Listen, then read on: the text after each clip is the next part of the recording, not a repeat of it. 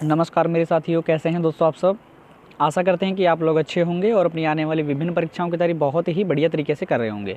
दोस्तों आज आपको बताया जाएगा एलएलबी और एलएलएम की एलिजिबिलिटी क्राइटेरिया। जो भी स्टूडेंट 2022-23 सत्र की तैयारी कर रहे हैं, दिल्ली विश्वविद्यालय में एलएलबी करना चाहते हैं या एलएलएम करना चाहते हैं, तो उनको एलिजिबिलिटी जाननी बहुत ज़रूरी है, क्योंकि एलिजिबिलिटी बच्चे नहीं जान पाते और उनको एडमिशन के दौरान बहुत ज़्यादा दिक्कतें देखने को मिलती हैं। तो आप सभी एलिजिबिलिटी देखेंगे, और अगर आप हमारे चैनल पर पहली बार विजिट कर रहे हैं तो आप सभी हमारे चैनल को सब्सक्राइब करेंगे, क्योंकि यहाँ पर आपको दिल्ली विश्वविद्यालय से आने वाली प्रत्येक इन्फॉर्मेशन सबसे पहले और सबसे सटीक प्रोवाइड होगी। जब भी 2022-23 सत्र में आपके फॉर्म आएंगे दिल्ली यूनिवर्सिटी के, आपको सबसे पहले इनकी इन्फॉर्मेशन मिल जाएगी।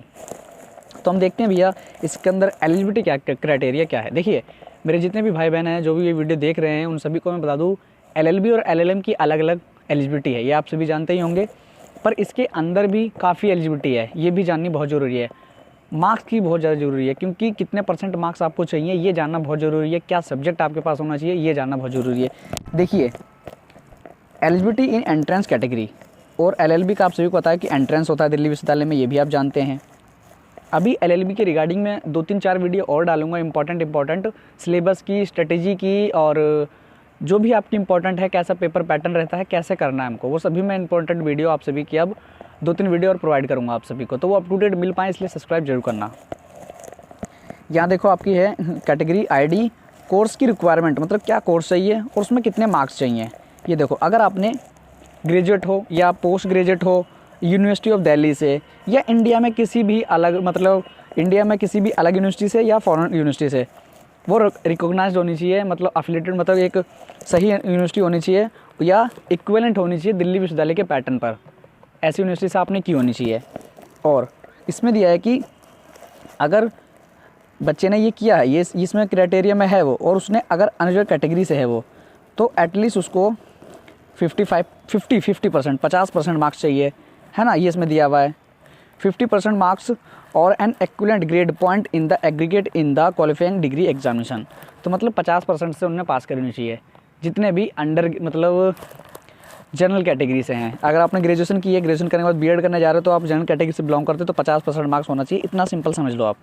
कैटेगरी दूसरी देखो इसके अंदर आप, यहाँ वाली, candidate appearing in the qualifying degree examination are also eligible to appearing in the LLB entrance test. जितने भी हमारे इसके अंदर मतलब एलिजिबल हैं, मतलब कैंडिडेट एलिजिबल हैं एंट्रेंस में बैठने के लिए, जो एलिजिबल हैं, मतलब इसमें यह कहा जाए कि अगर आप पास कर चुके हैं ग्रेजुएशन तो भी एलिजिबल हो, और ये उनके लिए है अगर आपने थर्ड ईयर में हो, 5th सेमेस्टर क्लियर हो चुका है, 6th सेमेस्टर में आए हो, उसके एग्ज़ाम होने वाले हैं, उससे पहले फॉर्म आ चुका है, तो आप भी अपेयरिंग वाले, अपेयरिंग सिंपल समझ सकते हो। इसमें दिया है candidate appearing in the qualifying degree examination is also eligible to appearing in the LLB entrance exam. मतलब जो अपेयरिंग में है अपने ग्रेजुएशन या पोस्ट ग्रेजुएशन में, वो भी इसमें एलिजिबल है। और ये समझो थोड़ा सा, इसको ये समझना बहुत ज़रूरी है। ओबीसी एसटी वाले सभी समझो। देखो ओबीसी से बिलोंग करते हो या सीडब्ल्यू कैटेगरी से बिलोंग करते हो या पीडब्ल्यूडी कैटेगरी से बिलोंग करते हो, तो मिनिमम 45% लेके आ जाओ, है ना, ये ले आओ। अब इसके अंदर एससी कैटेगरी वालों देखिए, अगर एससी या एसटी कैटेगरी से बिलोंग करते हो तो 40% मार्क्स ले आओ, बस इतनी है कैटेगरी। मतलब हर कोई फुलफ़िल कर लेता है इसको, कोई मतलब ये नहीं है कि कोई कर ना पाए, हर कोई कर लेता है।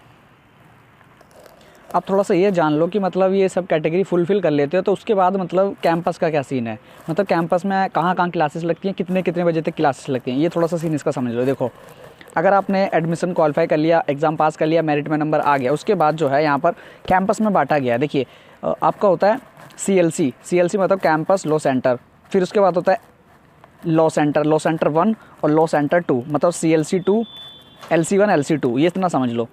ये मतलब उनके जो एलएलबी में एडमिशन होते हैं उनको दिया जाएगा उनकी प्रेफरेंस के हिसाब से, उनके नंबरों के हिसाब से, ये तब मिलता है। अब ये समझ लो इनकी टाइमिंग क्या है, टाइमिंग जानना बहुत ज़रूरी है।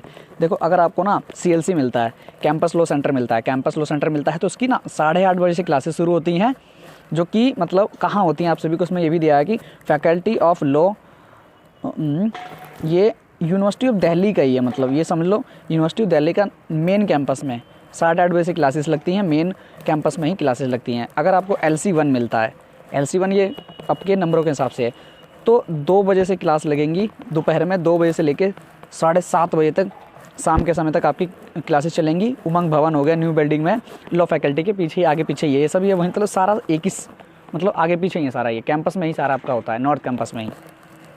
समझ गए।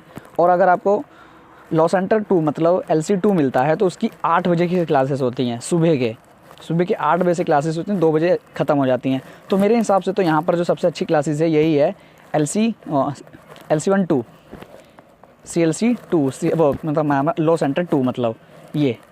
तो इसमें 8 बजे क्लासेस होंगी, 2 बजे तक, मतलब इसके अंदर लगातार क्लासेस चलती हैं, ये मैं आपको बता दूं। लगातार क्लासेस चलेंगी, 2 मिनट में ख़त्म सारी। अपना 8 बजे से क्लासेस जाओगे, 2 बजे तक आपको पूरा कंप्लीट होगा। उसके बाद अपनी जो भी कंपटीशन की तैयारी करें, जो भी बच्चे UPSC की तैयारी करते हैं तो अपना मतलब कैंपस में बैठ जाते हैं, लाइब्रेरी में चले जाते हैं, वो पढ़ाई करते रहते हैं।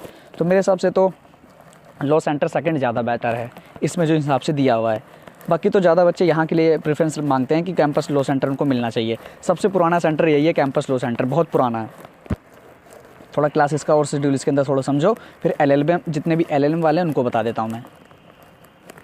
ये इतना इंपॉर्टेंट नहीं है, इसके अंदर टाइमिंग वाइमिंग चेंज के हिसाब से दिया हुआ है, बाकी इतना इंपॉर्टेंट नहीं है, इसको हम छोड़ते हैं। और अगर कोई डिटेल अच्छे से जाननी हो फैकल्टी ऑफ लॉ के बारे में तो उसकी ये साइट दी हुई है lawfaculty.du.ac.in, इस पर जाके विजिट करो, इसको अच्छे से एलिजिबिलिटी समझ लो और अच्छे से समझनी है तो।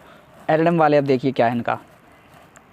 देखिए LLM आपने करी है, LLM के लिए अगर आपने फॉर्म फिल करते हैं 2022-23 में तो उनको मैं बता दूं, देखिए एलिजिबिलिटी क्राइटेरिया देखिए, आपने 3 ईयर की जो हमारा 3 ईयर या 5 year LLB degree from the university of Delhi, any other Indian and foreign country recognised as equivalent by the university of Delhi. मतलब LLB होनी चाहिए 3 ईयर वाली, अपनी 5 ईयर वाली, समझ गए, BA प्लस LLB वाले होते हैं जो, वो होनी चाहिए, या इंडियन फॉरेन में करी होनी चाहिए, वो मतलब रिकॉग्नाइज्ड होनी चाहिए और इक्विवेलेंट होनी चाहिए दिल्ली विश्वविद्यालय के पैटर्न पर, इतना बता दूँ। वही है सारा। 50% अगर आपने जनरल कैटेगरी से हैं तो 50%, हाँ, तो मतलब जनरल कैटेगरी वाले जितने भी हैं वो सब लाएंगे कितने, आप सभी को पता है कि 50% हमारे लिए है। और SC ST वालों के लिए 45%, SC ST OBC CWD इन सबों के लिए इसमें 40% है, और उसमें 40% थी। LLB में जाओगे तो वहाँ 40% मांगते हैं SC ST वालों के लिए, जब LLM में आओगे तो वहाँ 45% होनी चाहिए। और दूसरी कैटेगरी देख लो उसके अंदर क्या है, कैंडिडेट अपेयरिंग इन क्वालिफाइंग डिग्री, मतलब वही है, अगर आप LLM कर रहे हैं, मतलब LLB कर रहे हैं तो भी आप एलिजिबल हो LLM के लिए।